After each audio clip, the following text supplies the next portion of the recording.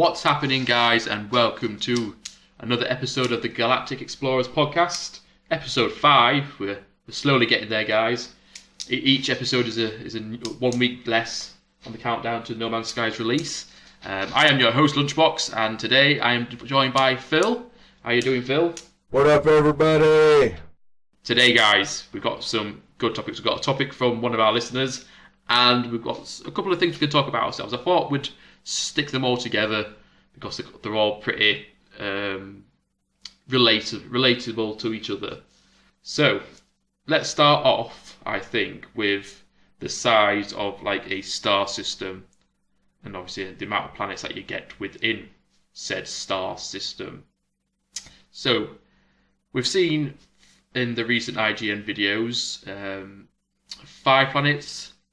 The 5 planets video has obviously 5 planets in the same star system, which seem to be reasonably rich with life in some form or another. Anyway, now in previous interviews, Sean said that about 10% of the planets in No Man's Sky will probably have this amount of life. So it's probably guaranteed that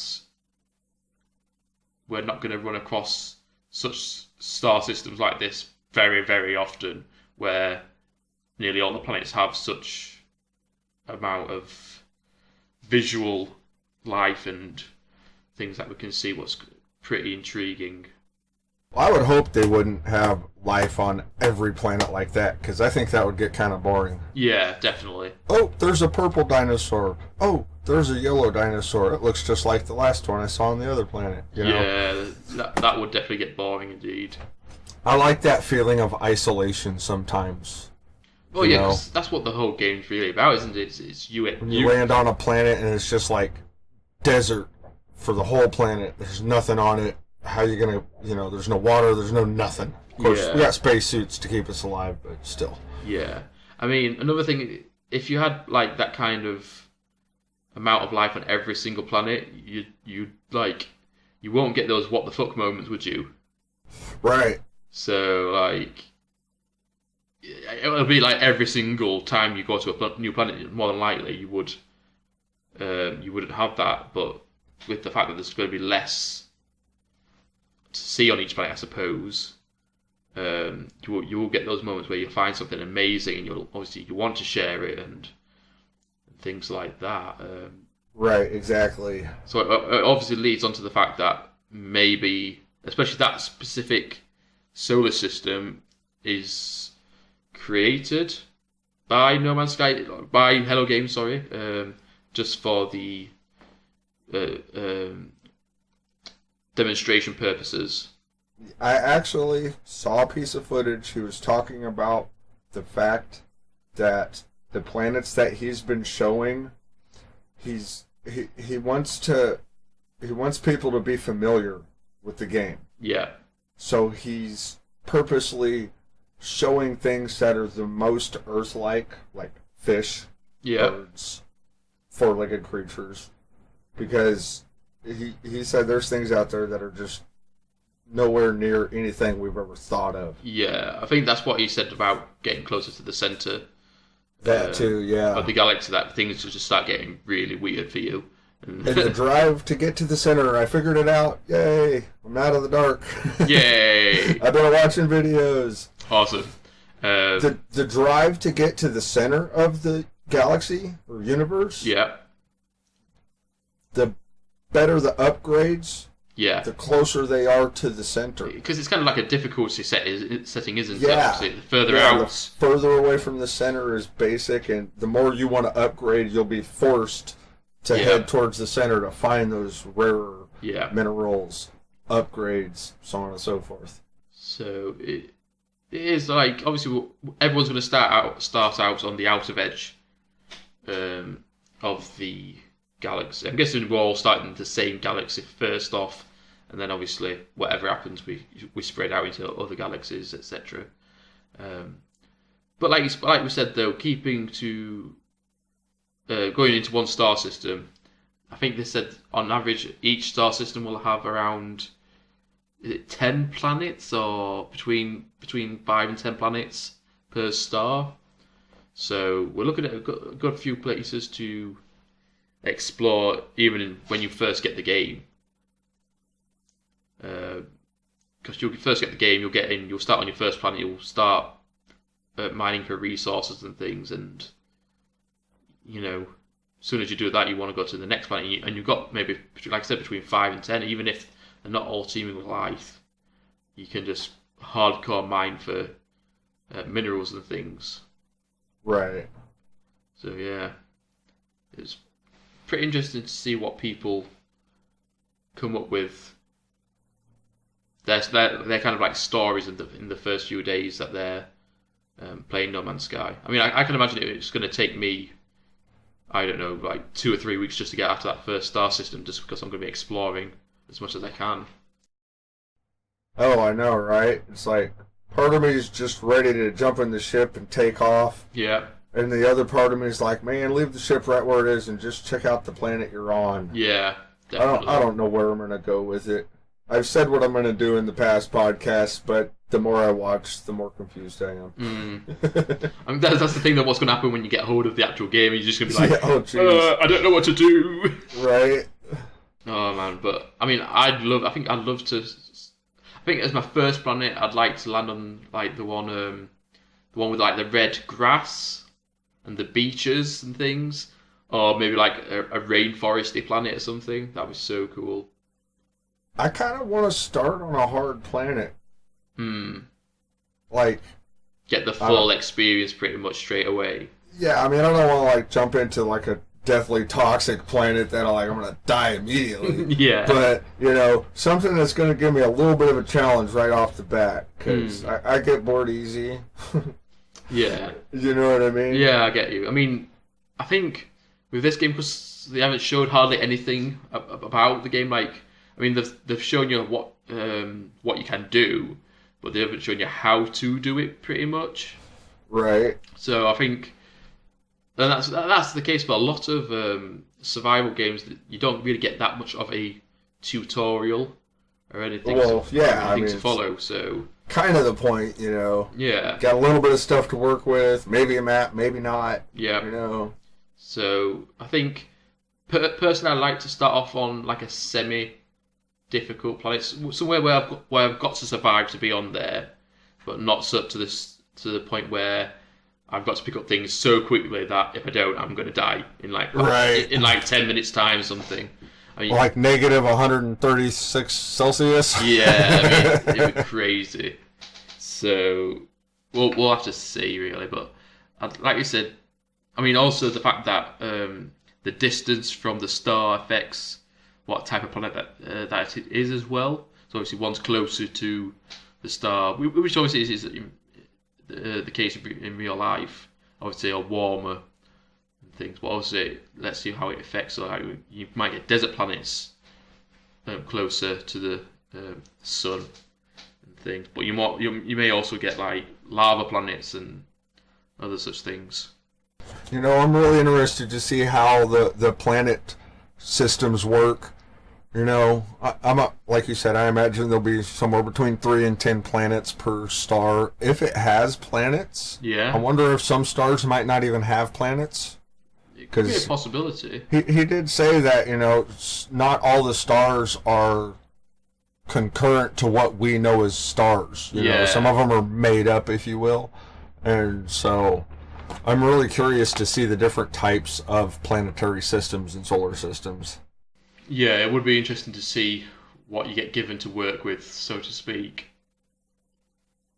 Yeah. I mean, I think it would be pretty awesome if you could find, like I said, just a star with no planets around it, but or with planets around it, not planets around it, so a star, but with like an asteroid belt or something around it. Right. And then you've got maybe like 4 or 5 space stations, where obviously miners are working from there and things like that. That could be quite cool. But that kind of just reminds me of... did you ever see a film called Titan AE? Oh, geez, yeah. Yeah, like the scene after the intro where obviously Earth gets destroyed. is working on like a space station and is working on a like an asteroid belt, and just seeing something like that would be pretty cool. I want to know if you can if they've implemented like bases being built in asteroids, like in giant asteroids, sorry. So like obviously we've seen the bases, what are the big like the diamond shaped bases and space stations and things. I wonder if you find like pirates, and if pirates have bases inside like asteroids and stuff like that. Right, or at least hiding in the belt, waiting to snipe people and take their crap. Yeah, that would be pretty cool. So, I wonder if some asteroids could actually be big enough to hold a creature too, like in Star Wars. Yeah. Not to use a cliche like that, but still, that was one of the best scenes. Well, you know? Definitely. I mean, you say that. I mean, there's that clip of the giant sand snakes or worms or whatever they are. Right, those things are freaking massive. Yeah, and just looking at that just reminds me of Dune so much. Oh yeah, there's a movie. Yeah, I love that film.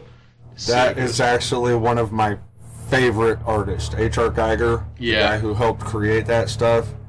He has driven my twisted art ability so long. Yeah. Not to change the subject, let's get back on No Man's Sky. But H.R. Geiger's awesome. Yeah. Oh, definitely. I mean, you can definitely tell like these kind of people have influenced the people at Hello Games. So, definitely. Right. So, going on to the point about planets. So, day and night cycles, and obviously they relate to the distance to stars and things like that. Would be interesting to see whether planets have seasons. I mean, obviously, each planet tends to have a general biome. So obviously, cold planets tend to be just cold, but they'll have like some kind of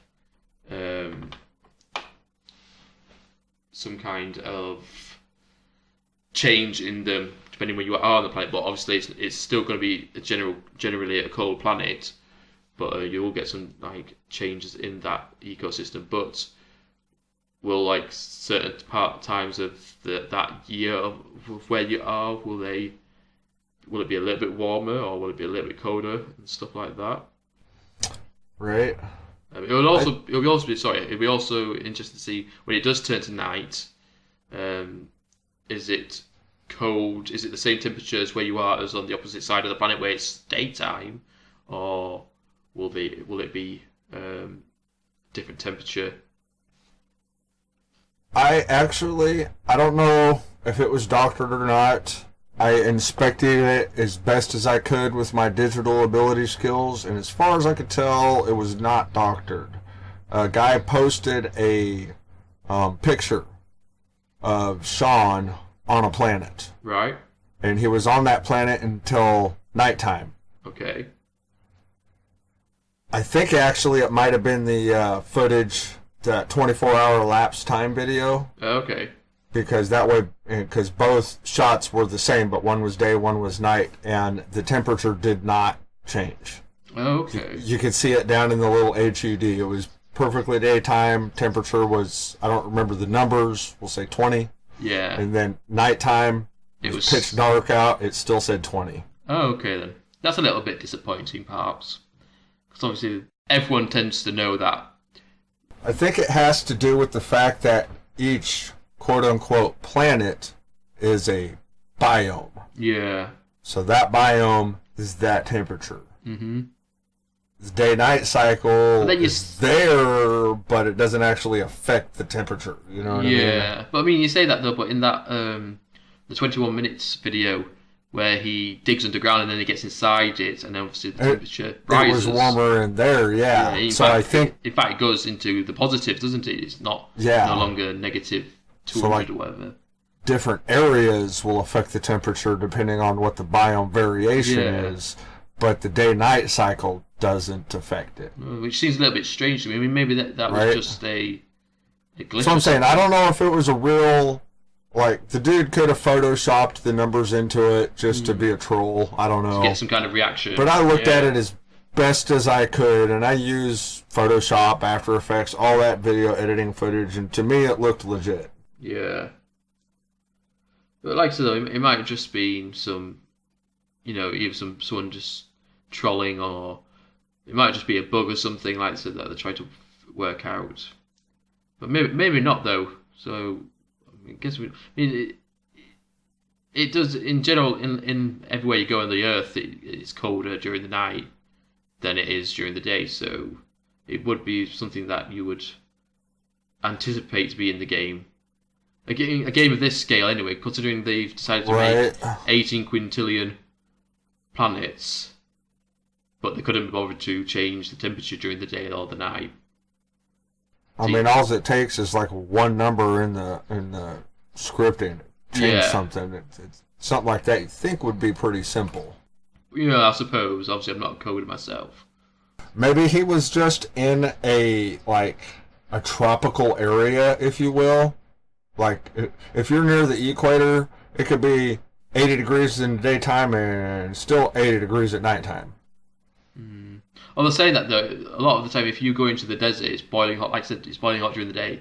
But then a lot of the time, it does go into the negatives. Right. So maybe depending on the biome, it will fluctuate. Although maybe because it was recording 24 hours, he maybe used like a God mode thing tool to keep the temperature the same, so he doesn't die if it goes. That's a very good possibility too. Code, because I know. Just to go off topic a little bit here, the Prison Architects, the guys behind Prison Architect, they do beta video releases each month on their YouTube channel, and obviously their game that you can speed up time, but it only goes up to like ×3 of the speed of the game. So obviously sometimes if they want to go straight to the next day, they've got like developer tools where they can obviously fast forward by an hour each time they click it, rather than wait for the clock to go around at 3 times normal speed. So maybe it was just something like that. Obviously, developers tool they could just save the temperature at that point so that they could record to the 24 hours without the temperature going down and killing the character.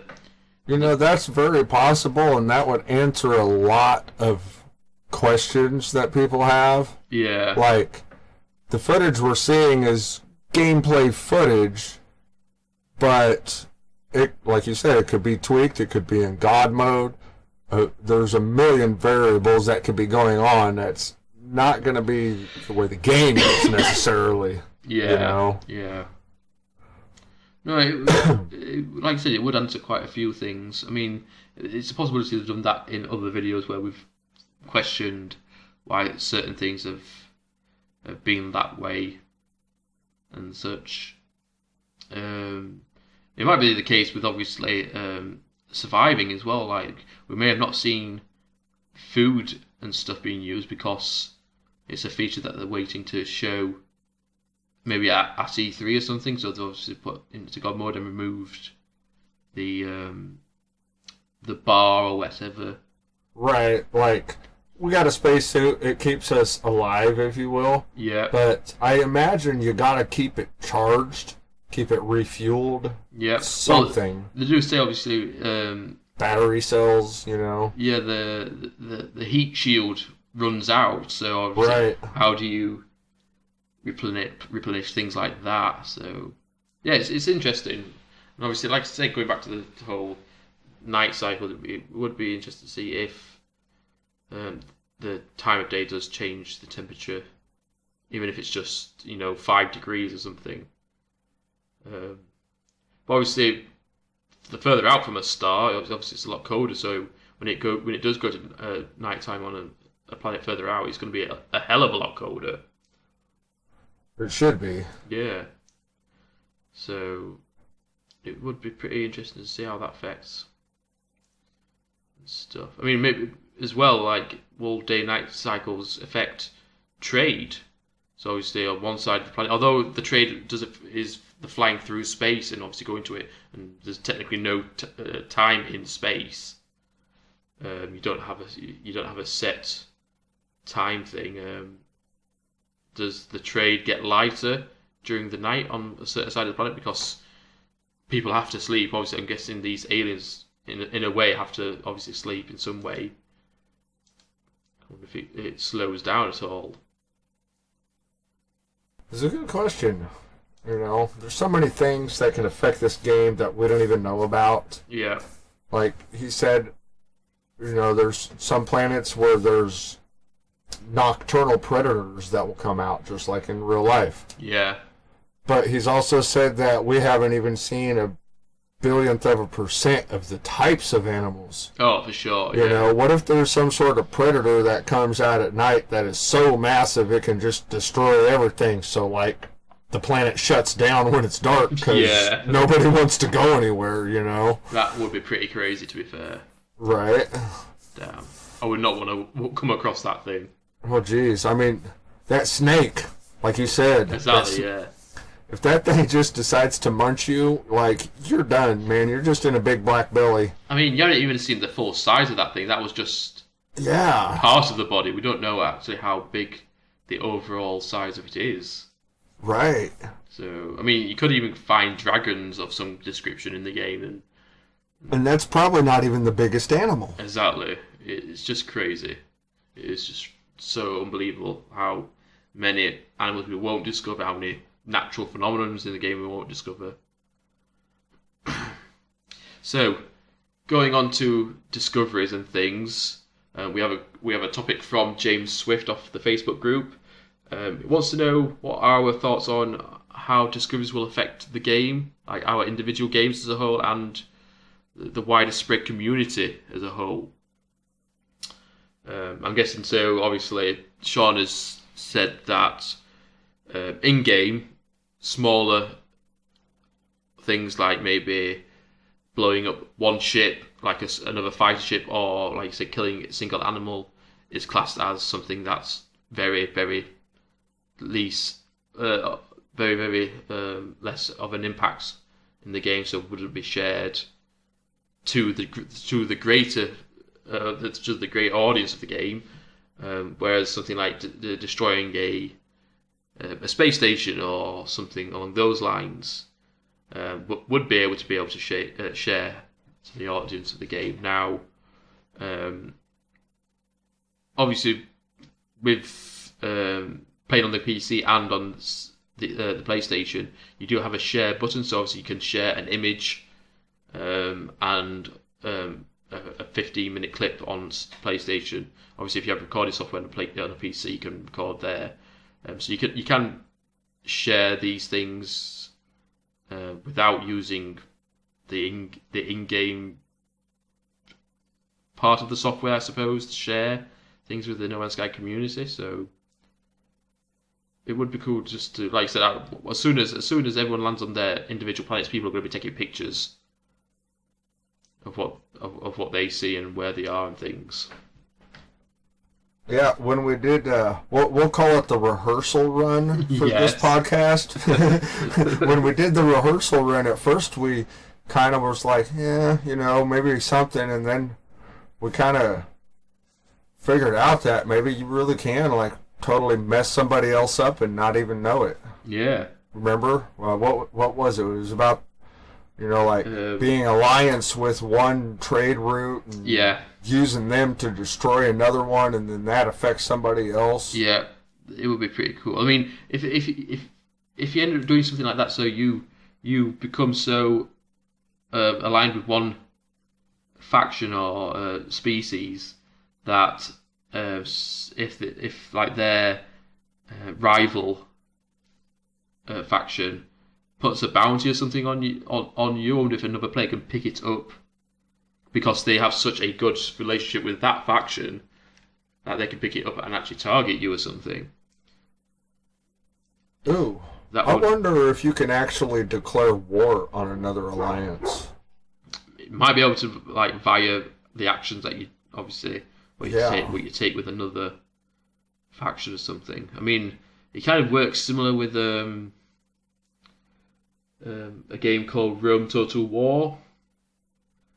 There's a game mode in it where you can, instead of like taking over individual battles, you can take over like a campaign mode, and you'll get notifications saying that you're supposed to agree a trade agreement with another country, but then if your allies start attacking that country, the trade agreement gets negated, and technically you're at war with them. Right. So I wonder if something similar applies. We will find out, because I'm sure I'll do something stupid. I'm sure a lot of us will do something stupid. It's just going to be awesome to see what people try just to test the game, see what happens. Majority of the videos posted are going to be like epic fail videos. Watch. Yeah, sure. Or just like major glitches. Right. Because I mean, this is the most epic-sized game in the world, so I imagine some of the fails can be pretty epic too. Oh, definitely. I can imagine that. There's like a dozen guys just waiting to fly their ship straight into a star to see what happens. Oh, yeah, definitely. Yeah. I mean, I'd like to see what graphically happens, so like whether your ship just blows up or if your ship starts melting or something. Right. Like, I really wish you could have more than one ship just so I could use one for disposal. Yeah, like a camera ship. Yeah. Oh, that would be cool, like probes with cameras on them. Yeah. There's an upgrade. Yeah. That's going back to the point of like sharing your discoveries and things or how they'll affect. I mean, he has said that obviously if you destroy space station, then that's it. That's gone forever. There won't be something that comes along and replaces it. Something won't spawn to replace it or anything. So it will affect trade in that area. So maybe things like prices for technologies rises if you're in that sector. Right. But then it also works in your favour. So if you have a specific mineral that you want to sell and the only place that was sold, you blew it up, you could obviously charge an extortionate amount of money for them to buy it off you. So I'm guessing it will mainly work in a financial way. Events in the game. Like, I wonder if you can monopolize something. Yeah. You know what I mean? Yeah, go all mafia style on people. If you could do that in a global sense, that would affect other players. Yeah, I can imagine so. Yeah, so it is interesting to see what will happen. I mean, the only reason why I would like to see multiplayer in the game is so you can like form like alliances or wings and things like that. I mean, right? Like, we might not be able to ever see each other. Yeah. But if we were in an alliance, you could be at least associated with another group of people. Use a global bank. All our resources go into a global pool or something. Or like map information. Well, galaxy map information. It is space. We better have transporters and beam me up Scotty crap, or I'm going to be disappointed. Well, the thing is, though, if you've got if we don't have like a large ship, there's going to be no point in having them, is there? So, but that's a topic for another day. So, but I can't imagine it being more like the discoveries, because I think he said that you can sell once you upload your discoveries to the Atlas, you will get paid. Yeah, for the more rare it is, the more stuff you get. Yeah, the higher amount, stuff like that. So I'm guessing discoveries will be mainly financial in reward. Either, like you say, maybe the discoveries are going to be linked with the trophies, especially for like these, not trophies, but trophies and Steam achievements. Right. So maybe if you discover something, you will. I'm guessing the achievements and such won't be generated, just because obviously that will just be crazy. But maybe like you've uploaded 10 discoveries, then you'll get a certain amount of money. And then if you've uploaded 200 discoveries, you'll get another lump sum of units in the game. So it is interesting to see how these work. They haven't really spoken about the discoveries in depth. I mean, like I said, he's briefly gone over how what kind of discoveries will be shared. So, yeah. I can't wait. I don't know. I keep wandering off. Excuse me, guys. I just took a 5-hour energy, so that's why I'm all jittery. It's okay. But I mean, I think that's pretty much it for the episode, really, isn't it? We kind of streamlined it this time. It wasn't like 45 minutes like the last one was. Right. Yeah, we're sitting at 38 minutes. Yeah. It's not too bad. No, that's pretty good. So, but yes, guys, thank you so much for listening. I just want to thank you all for the support you've been showing to us all for the podcast. Not just myself. I mean, I know Phil himself has said that he's had subscribers, even though he's got no videos on his channel yet, just from the podcast. So, thank you so much for always, like I said, for all your support, all your likes, comments, and subs to me. I tried going through this last time, trying to think of a word what describes subscribes, but it just sounded wrong. But yes, thank you all for the subs, following me on Twitter and everything like that. It's amazing to see your response to the podcast and all your comments as well, like interacting with all you guys. It's amazing. Make sure as well that you do comment for a topic for us to talk about next episode. So yeah. Oh, and Phil. Yes. Before we forget, your question at the end of last episode. Oh yes. How close do we need to be to actually see another player? Now, I briefly touched on this last episode. You told us not to talk about it. But I know, and you did it anyway. Yeah, but it was only a brief thing. But to go over that one, I think that in space, you'll have to literally be in visual sight of them. And on the planet, I think if you scan and they're on the planet, obviously within scan range, then it will pick them up that way. So that's my theory on how, like, the distances you need to be. Yeah, I think you'll have to be pretty damn close either way. Cause, yeah. I mean, it's still hard to wrap our head around how big the space expansion is between planets, solar systems, so on and so forth. Yeah. So, since I've asked that question, I did read on YouTube a piece of information that I kind of pieced together in my own head. Okay. And I hope it's true. You can form a trade route. You can follow trade routes. Oh, you can discover trade routes. If you come across a trade route that somebody's on, I believe that you will know that that is a person and not an NPC because it will show up in the discoveries. Therefore, you could follow somebody's trade route and possibly catch up with them. That is true. Let's have that as our question for next time. So what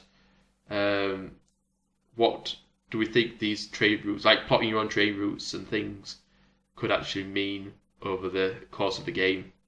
Yeah. Let's have that first question for next time. We'll think about that.